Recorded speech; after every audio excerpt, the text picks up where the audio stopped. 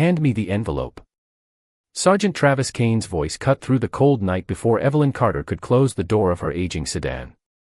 The convenience store parking lot was nearly empty, washed in harsh white light from the canopy and the restless red and blue glow of a patrol car parked 10 feet behind her. Evelyn stood still in a charcoal hoodie, one hand resting on the car door, the other holding a worn leather bag against her side. She had done nothing wrong, but Travis was already looking at her as though the truth had been decided before he arrived.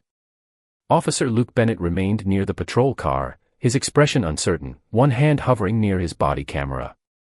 We received a report about a suspicious woman matching your description, Travis said. Evelyn glanced toward the store windows. A cashier stood behind the counter, watching through the glass. 2 security cameras faced the parking lot. What description? She asked. Travis's eyes moved over her hoodie, her skin, and the modest car beside her. Do not make this difficult. Evelyn slowly handed him the bag. The fabric of her sleeve brushed against her wrist, warm from the heated car, while the night air pressed sharply against her face. Travis opened the bag without asking permission. He moved past her wallet, courthouse identification, reading glasses, and a folded community center receipt. Then he found the thick white envelope. His expression changed. What is this? Money that does not belong to you, Evelyn replied. Travis pulled the envelope free and weighed it in his hand. Luke stepped closer. Sergeant, should we document the search first? Travis ignored him. He opened the flap and saw several bundled stacks of cash. $12,000. Each bundle was wrapped with a narrow paper strip printed with a small federal audit code. Travis noticed the money. He did not notice the codes. Cash like this does not belong to someone dressed like you, he said. The words settled between them, ugly and deliberate. Evelyn looked directly into his eyes. She did not raise her voice. That sentence will matter later. Travis gave a short laugh and turned off his body camera. The tiny green indicator disappeared. Luke stared at it. Why did you do that? Equipment issue, Travis said. Write it that way. Evelyn glanced at the dashboard clock inside her car. 10:14 in the evening. Then she looked at Travis's badge number, Luke's nameplate, the patrol car identification, and the camera above the store entrance. She memorized everything. Travis removed the cash and handed the empty envelope back to her. We are holding this as suspected criminal proceeds. Then give me a property receipt. You are not in a position to demand anything. I am asking you to follow department policy. Travis stepped closer, expecting her to retreat. She did not. Beneath the hood, her face remained calm, but her fingers tightened around the empty envelope. The money had been counted twice that afternoon at the East Harbor Legal Aid Center. Every serial number had been recorded for a federal audit scheduled the next morning. Evelyn had intended to deliver the funds to Assistant United States Attorney Rachel Monroe before court opened. Now the money was in the hands of a man who believed no one would question him. Luke looked from Evelyn to the bundles in Travis's hand. We should call this in, he said quietly. Travis's expression hardened. Get back to the car. Luke hesitated, then obeyed. Travis leaned toward Evelyn and lowered his voice. Nobody is holding a hearing over one missing envelope. Evelyn watched him place the marked money inside his patrol bag. Behind him, the convenience store camera continued recording. You may be surprised, she said, what receives a hearing? Travis closed the patrol bag and walked back toward his cruiser as though the matter were finished. Evelyn remained beside her sedan, the empty envelope in her hand, listening to the soft electrical hum of the parking lot lights and the faint rattle of shopping carts near the curb. Her body wanted to move, to demand the money back, to force the moment into something witnesses could not ignore. Instead, she stayed still. Anger could be rewritten as aggression. Fear could be called guilt. She knew how easily official language could turn a person into a version of herself she no longer recognized. Luke opened the passenger door but did not get inside. His eyes moved toward the convenience store camera, then toward Travis. We need a property receipt, he said. Travis placed the patrol bag in the trunk. Not until we verify the source. Department policy says seized currency must be counted in front of the owner. Travis shut the trunk. Then write that she refused to cooperate with the count. Evelyn heard every word. "I did not refuse," she said. Travis turned. "You should leave before I decide your behavior requires further investigation." Evelyn looked at Luke. "Are you willing to put that statement in your report?" Luke's mouth opened, but no answer came. Travis stepped between them. "Get in your car and go home." Evelyn folded the empty envelope once and returned it to her bag. She reached for her wallet and found that her courthouse identification was missing. Travis had seen it when he searched her bag, but he had moved too quickly to study the seal beneath her photograph. Perhaps he thought it was a building access card. Perhaps he had taken it deliberately. Either way, he now possessed more than marked currency. "You also have my identification," she said. "It will be returned when the investigation is complete." "What investigation?" "The one you just became part of." The words carried more truth than Travis understood. Less than an hour earlier, Evelyn had left the East Harbor Legal Aid Center through the rear entrance, carrying $12,000 from an emergency assistance fund. The money was intended for families facing eviction, utility shutoffs, and urgent court fees. For 3 months, the fund's records had shown small shortages. At first, the missing amounts looked like accounting mistakes. Then Evelyn noticed that several recipients had reported separate encounters with the same police unit before their scheduled payments disappeared. One man claimed officers had taken $2,400 in rent money during a traffic stop. Another family said cash intended for a court bond had never appeared on the property receipt. Each complaint involved Travis Kane. Rachel Monroe had opened a quiet federal audit and recorded every serial number in the envelope Evelyn carried tonight. The delivery was supposed to confirm whether the losses occurred at the community center, inside the courthouse system, or somewhere between them. Travis had answered that question for them. Luke finally entered the cruiser, but his attention remained fixed on the trunk. Travis moved behind the wheel and started the engine. Before pulling away, he lowered his window. "If anyone asks, we found no cash in your possession." Evelyn held his gaze. "Then someone will ask why your trunk contains $12,000 that was never yours." Travis smiled, but the expression did not reach his eyes. The cruiser rolled toward the exit. Luke turned once in the passenger seat and looked back at her through the rear window. Evelyn waited until the patrol car disappeared into traffic. Then she walked into the convenience store, approached the clerk, and pointed toward the camera above the entrance. "Please preserve everything recorded between 10:10 and 10:20 tonight." The clerk studied her hoodie and the empty envelope before nodding uncertainly. Evelyn borrowed the store phone and dialed the one number she had memorized. Rachel answered on the second ring. "The audit has reached the patrol car," Evelyn said. On the other end, the silence lasted only a moment. Then Rachel asked, "Who took it?" Evelyn looked through the glass at the red taillights fading 3 blocks away. "Sergeant Travis Kane." Inside the patrol car, Luke watched the convenience store disappear in the side mirror. Travis drove with one hand on the wheel, calm enough to make the theft feel routine. The patrol bag rested in the trunk, but Luke could still picture the white envelope and the narrow audit bands wrapped around the cash. "We should log it now," he said. Travis did not look at him. "We will. At the station. When I decide the paperwork is clean." Luke turned toward him. "What does that mean?" Travis gave a tired sigh, as though explaining something obvious to a child. "It means cash creates questions. Questions create reviews. Reviews waste time." The cruiser moved beneath a row of amber streetlights, each one briefly illuminating Travis's face before returning it to shadow. Luke had worked with him for 11 months. In that time, he had seen drivers searched, wallets emptied, and property bags sealed without witnesses. Whenever numbers failed to match, Travis blamed clerical mistakes. Whenever body camera footage disappeared, he blamed batteries. Luke had accepted those explanations because accepting them was easier than imagining what they meant. Tonight, the woman in the hoodie had made that choice harder. She had known the policy word for word. She had memorized his nameplate without looking afraid.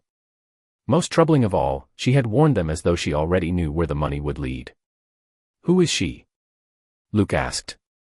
Travis turned onto a service road behind the precinct. "Nobody important. You took her identification. A courthouse access card. Did you read the name?" Travis parked beside a side entrance reserved for supervisors. "You ask too many questions." He removed the keys and stepped out. Luke followed him through a narrow hallway that bypassed the public desk. The station smelled of old coffee, floor cleaner, and warm printer paper. At 11 minutes past 10, Travis entered the evidence room using his supervisor code. Luke stopped at the doorway. The property clerk went home. "Then we save her the trouble." Travis placed the patrol bag on a stainless steel counter and removed the bundles. Under the bright ceiling light, the paper strips became impossible to ignore. Each carried a printed code, a date, and the words Federal Audit Control. Travis's fingers stopped. Luke leaned closer. "That money is registered. I can read." Travis opened Evelyn's identification and finally studied the seal beneath her photograph. His expression tightened, but he quickly closed the case. "What is it?" Luke asked. "Court administration." "What position?" Travis slipped the identification into his pocket. "It does not matter." Luke knew that meant it mattered very much. Travis separated one bill from the first bundle and checked the serial number against the audit strip. Then he took out his phone and called someone saved only as Captain. "We have a problem," he said. "A man answered in a voice too low for Luke to understand. Travis listened, looked toward the hallway, and closed the evidence room door. 12,000, all tracked, he continued. No, she did not identify herself. She was wearing a hoodie and driving an old sedan. Another pause. Yes, Luke was there. Luke felt the room cool around him. Travis turned his back and lowered his voice. "We replace the bills before morning, destroy the original envelope, and write that she was carrying no currency." Luke stared at the unsigned property form on the counter. "I am not writing that." Travis ended the call and faced him. "You already stood there while I took it. I thought we were seizing it. That is what the report will say if anyone asks." "There is no report." Travis pushed a blank form across the counter. "There will be." Luke did not touch the pen. Travis stepped closer, speaking quietly. "Captain Sloan knows about this. He has protected this unit longer than you have worn that badge. Sign the form, finish your shift, and stop pretending the system rewards honesty." Luke looked down at the cash. $12,000 intended for families he would never meet. Then he remembered Evelyn's expression beneath the parking lot lights. She had not looked surprised when Travis took the money. She had looked as though something she feared had finally been confirmed. Travis tapped the signature line. "Write that the search produced no currency." Luke reached for the pen, but before it touched the page, the evidence room telephone rang. Both men froze. Travis answered. A dispatcher spoke loudly enough for Luke to hear every word. "Sergeant Kane, Federal Counsel is on line 2 asking about a marked cash transfer connected to your patrol area." Travis held the receiver against his ear without speaking. Luke watched the color leave his face, then return as something harder. "Tell Federal Counsel we have no record of any cash transfer," Travis said. The dispatcher hesitated. "They asked specifically whether your unit stopped a woman near the East Harbor convenience store." Travis looked at Luke. "No stop was entered. They have a time and location." "Then tell them they are mistaken." He ended the call before the dispatcher could answer. The evidence room seemed suddenly too bright.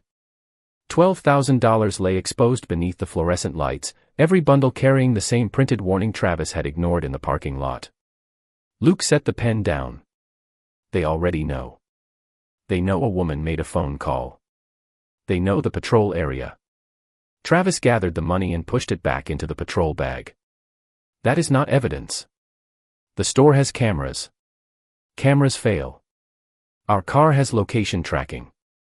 Captain Sloan controls the vehicle logs." Luke stared at him. The answer came too quickly. Travis had not improvised tonight. He had done this before, often enough to know which records could disappear and who could make them disappear.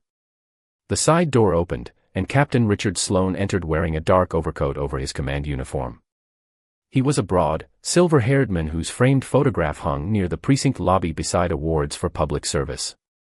In person, his expression carried none of the warmth from those pictures. He closed the door behind him and looked first at the money, then at Luke. "How much did he hear?" Sloane asked. Luke felt the question settle over him like a verdict. Travis answered, "Enough to understand what is expected." Sloane moved to the counter and examined one of the audit bands. "These bills cannot enter our property system." "Federal counsel called," Travis said. "Then we move faster." Sloane pulled a folded sheet from his coat. It was a preliminary incident report already filled out with Evelyn's description, vehicle information, and a claim that she had fled before officers could complete questioning. Luke read the final line twice. "No property recovered. No currency observed." "You wrote this before you came here," he said. Sloane met his eyes. "I corrected the problem before it became one." "She did not flee. She left the scene after refusing instructions." "That is not what happened." Sloane stepped closer, his voice quiet. "Officer Bennett, careers are built on judgment. Tonight you decide whether yours continues." Luke glanced toward the closed door. His radio was still active on his shoulder. He could hear faint dispatch traffic, ordinary voices sending units to ordinary calls. The station continued around them as though nothing inside this room mattered. Travis placed the form in front of him. "Sign." Luke did not reach for the pen. "What happens to the money?" Sloane opened a gray storage case beneath the counter. Inside were several unmarked envelopes, loose currency, and property receipts bearing different names. "It is redistributed." "To whom?" "To people who understand how this department survives." Luke recognized one name on the top receipt. Darius Hill. $2,400. He had assisted during that traffic stop 4 months earlier. Travis had claimed the cash was returned at the scene. Luke remembered Darius standing beside his work truck, repeatedly asking for a receipt while his young daughter waited inside the cab. Luke had believed the report because believing it required nothing from him. Now the original receipt sat in Sloane's private case. Travis saw where he was looking and shut the lid. Do not confuse regret with courage. Luke looked at the report again. Then he picked up the pen. Travis relaxed. Sloane turned toward the money. Luke wrote slowly, but not on the signature line. In the blank margin, he recorded the time, the amount, every audit code he could see, and the names Travis Kane and Richard Sloane. Then he tore the narrow strip from the form and slipped it beneath his watchband. Travis turned back. Finished. Luke placed the unsigned report on the counter. Not yet. At that moment, the telephone rang again. Sloane answered this time. A woman's calm voice carried through the receiver. "This is Assistant United States Attorney Rachel Monroe. Preserve the currency, the room, and every recording connected to Sergeant Kane's stop. A federal preservation order is being delivered now." Sloane's eyes shifted toward the hallway. From beyond the evidence room door came the sound of several footsteps approaching together. The footsteps stopped outside the evidence room. For one suspended second, no one moved. Sloane still held the receiver. Travis stood beside the open patrol bag. Luke kept his hands visible, the narrow strip of paper hidden beneath his watchband. Then the door opened and 3 internal affairs investigators entered with a federal process server behind them. The lead investigator, a woman named Dana Pierce, held up a sealed order. "Nobody touches the currency, the records, or the recording equipment in this room." Sloane's expression changed first. Not fear. Calculation. "This is a department facility," he said. "You do not have authority to interrupt an active investigation." Dana placed the order on the counter. "The United States District Court says otherwise." Luke watched Travis glance toward the gray storage case. It contained the missing receipts, the loose currency, and the names of people who had been told their property never existed. Travis shifted half a step closer to it. Dana noticed. "Sergeant Kane, move away from the case." Travis stopped. Sloane set the phone down carefully. "There has been a misunderstanding. The money was recovered during an unverified stop and brought here for safekeeping." Luke looked at the blank report on the counter. Sloane followed his gaze. Officer Bennett was preparing the documentation. Every face turned toward Luke. The room felt smaller than before, crowded with uniforms, badges, and the weight of one decision. He could sign the report, let Sloan define the night, and protect the career he had spent years building. Or he could speak and become part of the evidence. Dana asked, "Officer Bennett, was the currency seized according to policy?" Travis answered before Luke could. "He is a probationary officer under my supervision." "I asked him," Dana said. Luke looked at the money, then at the audit bands, then at the report claiming no currency had been found. Evelyn's voice returned to him from the parking lot. "Are you willing to put that statement in your report?" "No," he said. Travis turned sharply. Luke continued before fear could close his throat. "The money was taken from a black woman outside the East Harbor convenience store. Sergeant Kane turned off his body camera, refused to issue a receipt, and ordered me to report that no cash existed." The words were quiet, but once spoken, they changed the room. Sloane's face hardened. "That is a serious accusation." "It is the truth." Luke removed the strip from beneath his watchband and handed it to Dana. "These are the audit codes. I copied them before anyone could move the bills." Dana read the numbers and passed them to the process server. Travis stared at Luke as though he no longer recognized him. "You think this makes you innocent?" Luke met his eyes. No, the answer seemed to unsettle Travis more than denial would have. "I stood there. I said nothing. I signed reports I should have questioned. I am not asking anyone to excuse that." Dana opened the gray case. The top receipt carried Darius Hill's name and the amount $2,400. Beneath it were more receipts, more envelopes, and more names. She photographed everything before touching a single item. Sloan tried to explain the case as an administrative holding file, but the missing property numbers and unsigned logs spoke more clearly than he did. Travis reached for his phone. Dana raised one hand. "Leave it on the counter." He obeyed slowly. Across town, Evelyn sat in a small interview room at the federal building, still wearing the charcoal hoodie. Rachel Monroe placed a cup of coffee beside her and reviewed the store footage frame by frame. The video showed Travis taking the envelope, removing the cash, and placing it in the patrol bag. It showed Luke watching.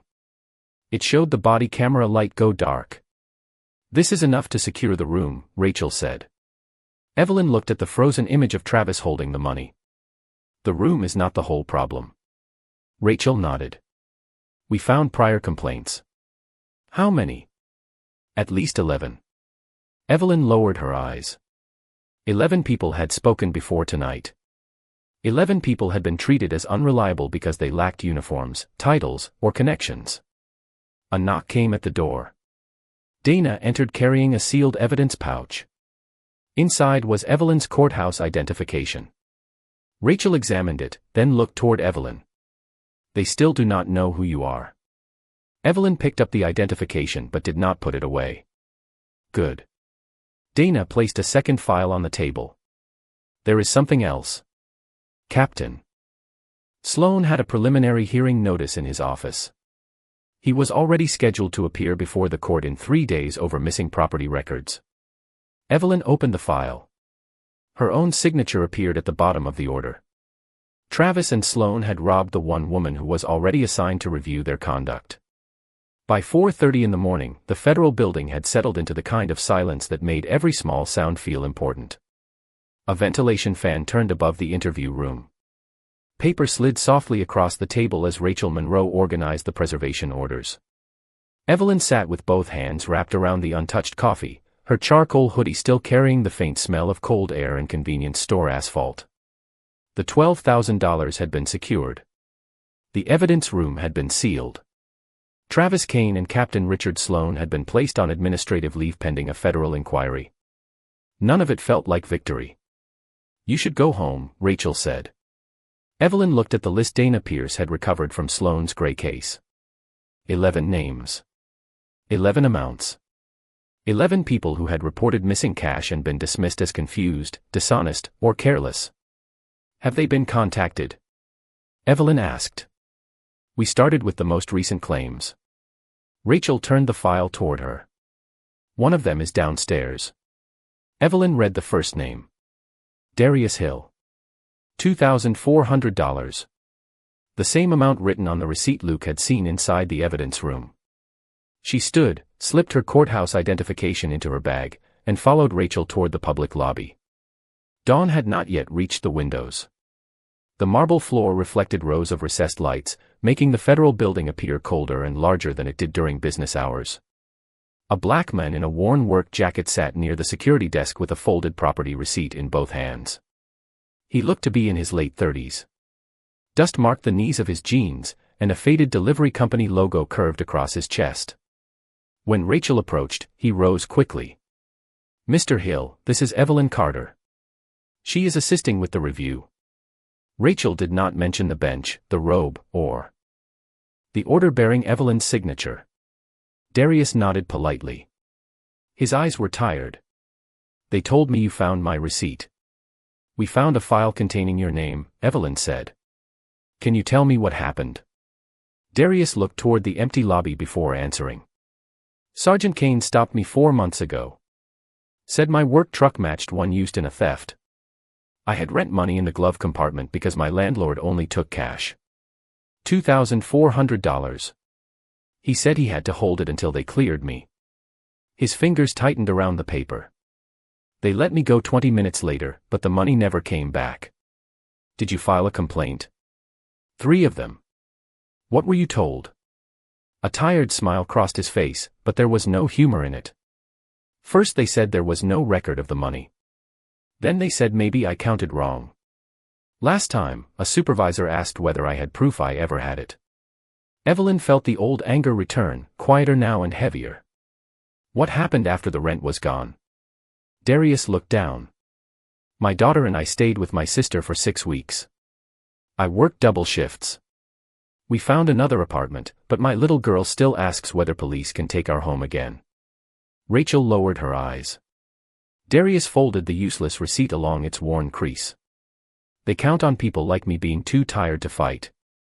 The sentence entered the lobby and stayed there. Evelyn looked at his hands, rough from work, holding the only proof he had been given by men who never expected anyone to examine it. "You were not too tired," she said. "You filed 3 complaints. Nobody listened. Someone is listening now." Darius studied her face. "Are you a lawyer?"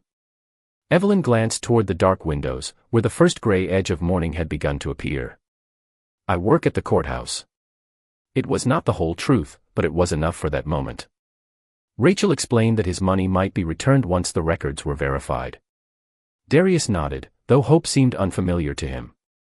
As he walked toward the exit, Evelyn noticed a child's drawing folded inside his jacket pocket, a bright yellow house beneath a blue sky. The glass doors opened, letting in a thin current of winter air. Evelyn stood watching until he disappeared down the courthouse steps. The night had begun with one stolen envelope. Now 11 voices were waiting behind it. In 3 days, Travis and Sloan would enter a hearing expecting to defend paperwork. They still had no idea that the woman they had judged by a hoodie would be waiting on the other side of the courtroom. 3 days later, the federal courthouse stood beneath a pale morning sky, its stone steps bright with winter sunlight and its entrance crowded with attorneys, clerks, and officers moving toward separate hearings. Travis Kane arrived in a dark suit instead of his uniform, but he carried himself with the same confidence he had worn in the parking lot. Captain Richard Sloan walked beside him, silver hair neatly combed, one hand resting on a leather folder prepared by department counsel. Luke Bennett followed several paces behind with a federal attorney at his side. He had surrendered his badge, and without it he looked younger, less protected, and more aware of every person watching him pass. Travis glanced back once. "Remember what this is," he said quietly. "An administrative review. Nothing more." Luke did not answer. Inside courtroom 4, the air smelled faintly of polished wood and old paper. Darius Hill sat in the second row, holding the same worn property receipt between his fingers. Around him were 10 other people whose names had been found in Sloan's gray case. A restaurant worker who had lost her weekly tips. A landscaper whose payroll cash had disappeared during a traffic stop. A grandmother who had saved money for her grandson's bond. They did not know one another, but each had been told the same thing: there was no record, no proof, and no reason for anyone to believe them. Rachel Monroe stood at the government table beside sealed evidence containers, financial records, body camera logs, and the recovered $12,000. Dana Pierce sat nearby with the federal preservation order and photographs from the evidence room. Travis entered, saw the witnesses, and slowed. Sloan leaned toward him. "Do not react." They took their seats. Luke sat alone at the opposite table, staring at the strip of sunlight crossing the courtroom floor. The clerk entered and arranged several files beneath the bench. Travis looked toward the side door. "Who is hearing this?" he whispered to his attorney. "Judge Carter," the attorney replied. "She signed the preliminary review order weeks ago." The name meant nothing to Travis. He opened his folder and reviewed the statement claiming that no currency had been found outside the convenience store. Sloan had signed it. Travis had signed it. Luke's signature line remained empty. The clerk stood. "All rise." Benches shifted. Shoes moved against the floor. The side door opened. Evelyn Carter entered wearing a black judicial robe over a cream blouse, her natural hair neatly styled, her expression composed. The charcoal hoodie was gone, but the face beneath the courthouse lights was unmistakable. Travis stopped breathing for a moment. Sloan's folder slipped slightly in his hand. Luke closed his eyes, not from surprise, but from the final confirmation of what he had already begun to understand. Evelyn took her place behind the bench and looked across the courtroom. Her gaze passed over Darius, the other witnesses, Luke, Sloan, and finally Travis. She did not smile. She did not allow satisfaction to enter her face. "Be seated," she said. Everyone obeyed except Travis, who remained standing until his attorney touched his sleeve. He lowered himself slowly. The woman he had searched, judged, and dismissed because of her skin and clothing now occupied the highest seat in the room. Evelyn opened the file before her. "This hearing concerns missing property records, unlawful currency seizures, failures to preserve body camera footage, and possible false reporting within Sergeant Kane's unit." Travis leaned toward his attorney. "She cannot hear this. She is involved." Evelyn looked directly at him. "You are correct." The room became still. "Because I was personally subjected to conduct now under investigation, I will not make findings concerning that incident or determine any matter involving my own property. Those issues have been reassigned to an independent judge." Travis's shoulders loosened, but only for a second. Evelyn continued. "However, this hearing was scheduled before that incident, based on 11 prior complaints. My experience did not create this review. It confirmed why the review could no longer be delayed." Rachel rose and placed a sealed evidence pouch on the table. Inside was the empty white envelope. Beside it lay the recorded serial numbers. Then she displayed a photograph of the marked bills recovered from Sloan's private storage case. Travis stared at the image. Evelyn folded her hands before her. "Sergeant Kane, 3 nights ago you said nobody would hold a hearing over one missing envelope." Her voice remained calm, almost gentle. "You were right. This hearing is about every person whose envelope disappeared before mine." Rachel Monroe stepped to the lectern and placed the recovered currency under the document camera. The courtroom monitors displayed the federal audit bans, the recorded serial numbers, and the evidence photographs taken inside Sloan's private storage case. "Every bill recovered from the case matches the funds taken from Judge Carter outside the East Harbor convenience store," she said. Additional envelopes contained currency connected to 7 prior complaints. The remaining records show unexplained transfers and missing property entries dating back nearly 2 years. Sloan leaned toward his attorney, speaking too softly for the room to hear.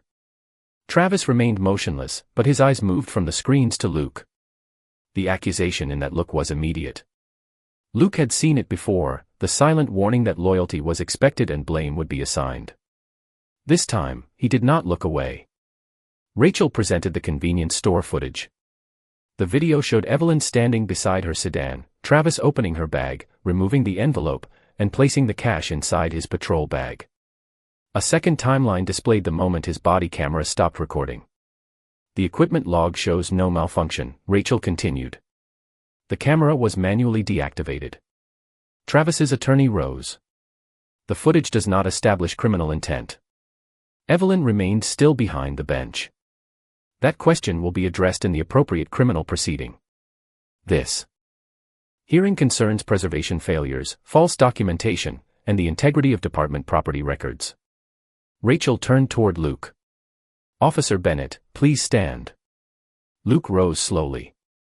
The courtroom seemed to hold its breath with him. Did Sergeant Kane recover currency from Judge Carter's bag? Yes.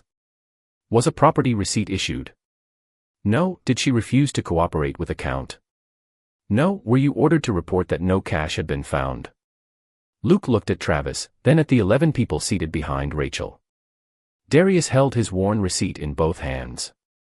Yes, Luke said. Travis pushed back from the table. He is lying to protect himself. Judge Carter's voice stopped him. Sergeant Kane, remain seated. Travis turned toward her. For the first time, his expression held no confidence, only anger stripped of protection. He participated in every step. I did, Luke said before anyone else could respond. He faced the courtroom. I watched property disappear. I accepted explanations I knew did not make sense. I signed reports without asking enough questions. I am not innocent because I am speaking now. Sloane's attorney requested a recess. Rachel objected, explaining that additional evidence might still be at risk. Evelyn reviewed the motion, then looked toward the clerk. The court denies the request until the current witness completes his testimony. Luke described the hidden receipts, the gray storage case, the prepared false report, and Sloane's statement that the currency would be redistributed.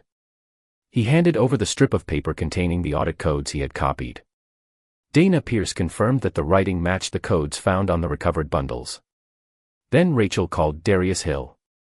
He approached the witness chair in his work jacket, carrying the same receipt that had been ignored 3 times.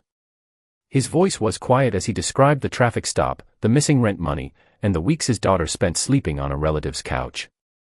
He did not exaggerate. He did not ask for revenge. I just wanted them to admit it happened, he said. One by one, other witnesses followed. Their stories differed in small details but shared the same shape: cash taken, records missing, complaints dismissed. By noon, the pattern was no longer deniable. Evelyn announced that the record would be referred immediately to the Department of Justice, the City Inspector General, and an independent judicial officer. She ordered the preservation of all evidence and the suspension of any officer identified in the compromised property chain. Travis turned toward Luke as federal investigators approached the council tables. You destroyed your career, he said. Luke looked at Darius, then at the envelopes lined across the evidence table. No, he answered. I stopped helping you destroy theirs. The investigation lasted 4 months. Federal auditors reviewed traffic stops, property logs, body camera records, and every complaint connected to Travis Kane and Richard Sloane. What began with $12,000 opened a trail of missing cash stretching across 2 years. 23 people were identified as victims. Some had lost rent money. Others had lost savings, bond payments, or wages carried home after late shifts. Every amount had once been dismissed as too small to matter. Together, they revealed a system built on the belief that certain people would never be heard. Travis and Sloane were removed from duty, charged with theft, falsifying records, obstruction, and civil rights violations, then convicted after separate federal trials. The department returned every dollar it could verify and created an independent property review office outside the police chain of command. Body camera recordings could no longer be erased by supervisors, and every cash seizure required 2 witnesses, an immediate receipt, and automatic notification to the owner. Luke Bennett pleaded guilty to filing false reports and accepted the sentence imposed by the court. His cooperation helped reopen older cases, but Evelyn never called him a hero. Telling the truth did not erase the moments when he had chosen silence.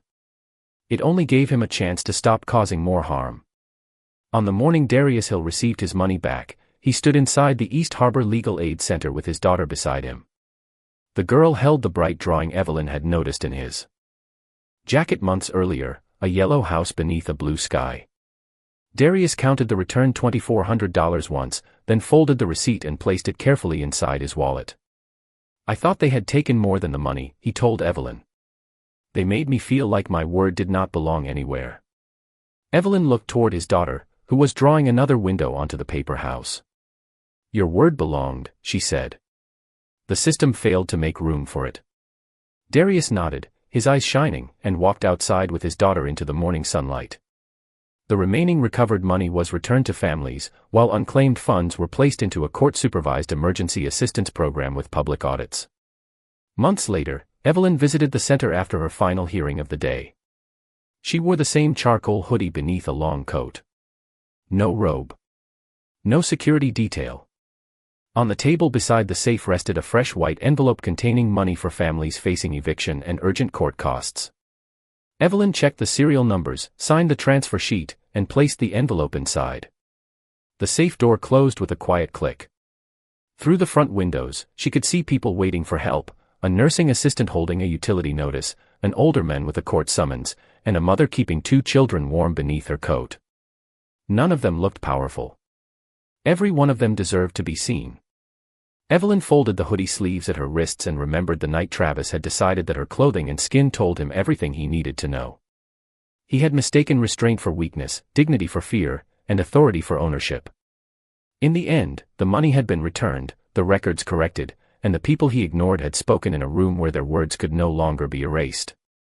Justice did not arrive because Evelyn had a robe waiting at the courthouse. It arrived because ordinary people kept receipts, filed complaints, preserved recordings, and told the truth even after no one listened the first time. As Evelyn turned off the center lights, the yellow house in the child's drawing remained visible on the wall. One question stayed with her as the door closed: when someone is judged by their clothes or skin before they are heard, how many of us would have the courage to stand beside them?